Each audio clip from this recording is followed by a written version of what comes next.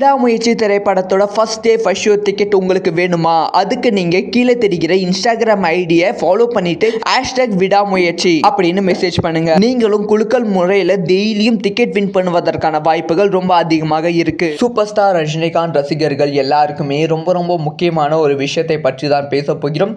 So Tamil சினிமாவுக்கு முதல் 1000 கோடி கூலி திரைப்படத்தால் நமக்கு கிடைக்க போகிறது. அந்த மாதிரி ஒரு சம்பவம் இப்போ நடந்திருக்கு. இதை பற்றி ரொம்ப டீட்டெயிலாக தான் பேச போகிறோம்.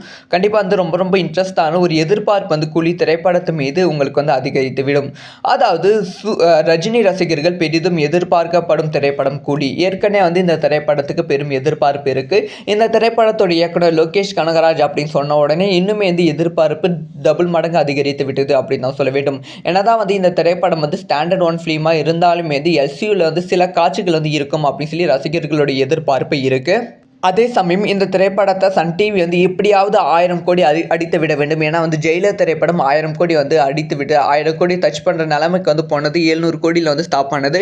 அந்த மாதிரி ஸ்டாப் ஆகாமல் கூலி திரைப்படத்தை 1000 கோடி அடித்து விட வேண்டும் அப்படிங்கிற ஒரு விஷயத்தில் கவனமாக இருக்காங்க. அதனால் ஹிந்தியில் மல்டிப்ளெக்ஸில் இந்த திரைப்படத்தை ரிலீஸ் பண்ணுறாங்க. இதுக்கு முன்பு கங்குவா திரைப்படம் மல்டிப்ளெக்ஸில் ரிலீஸ் ஆனது. ஸோ அதே மாதிரி இப்போ கூலி திரைப்படத்தையும் பிவிஆர் ஐநாக்ஸ் போன்ற மல்டிப்ளெக்ஸில் ரிலீஸ் பண்ணுறாங்க. மல்டிப்ளெக்ஸில் ரிலீஸ் பண்ணும்போது என்ன ப்ளஸ் கேட்டிங்கன்னா ஒரு பெரும் ரேட்டுக்கு டிக்கெட் விற்பனை ஆகும். அதே சமயம் பல திரையரங்குகளில் ரிலீஸ் ஆகும். ஸோ ஹிந்தியில் ஒரு மிகப்பெரிய மார்க்கெட் உருவாகி மிகப்பெரிய ஹிட் வெற்றி திரைப்படமாக அமையும். ஹிந்தியில் ஒரு திரைப்படம் வெற்றி திரைப்படமாக அமைந்து விட்டால் 1000 கோடி ஈஸியாக டச் பண்ணிவிடும்.